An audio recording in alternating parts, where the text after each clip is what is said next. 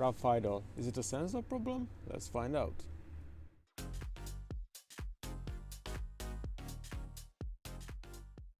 My name is Mate, welcome to the channel. If you want to see more E36 videos or want to see all kinds of repairs I do to this M3, then hit subscribe followed by the notification bell so you won't miss any videos. After exchanging and adjusting many components, my idle is finally starting to be around the normal value. Currently I'm sitting at around 1.1k, with going down sometimes to 800, which should be the normal value. However, the engine is rocking left and right, rocking the chassis, and it's starting really rough.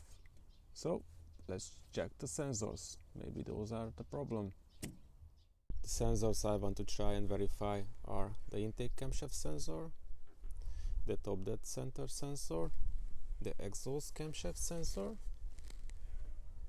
there, the two one-off solenoid here and here, and the crankshaft sensor somewhere down there. Let's start with the intake camshaft sensor. That's the most easiest to get to. This is this connector. Intake camshaft is 1.2. Next up is the TDC, which is this one. It was found in this plug. Just followed this down here. And the TDC ohms out at 1.2k as well. Next up is the exhaust camshaft sensor. This was the TDC sensor. Behind it is the exhaust camshaft sensor. And the exhaust camshaft sensor ohms out at 1.2k as well.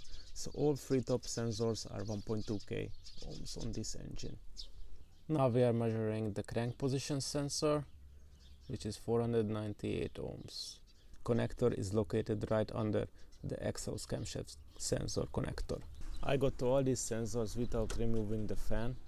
However, if you have bigger hands, then I would suggest removing the fan and the fan shroud, and then you have easy access to all those connectors. I do not have any special equipment to test the one-off solenoids, so what we will do is disconnect both solenoid and see how car is running. One one-off solenoid connector is here and the other one is under here.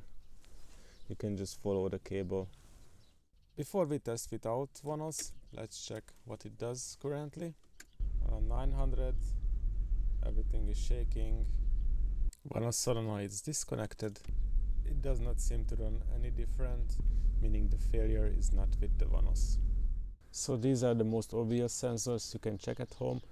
If you have so many additional tips what I can check on this car regarding this idle issue, then please leave it in the comments below. I hope the video was helpful.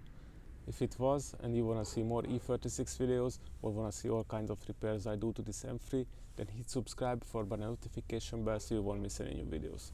Thanks for watching.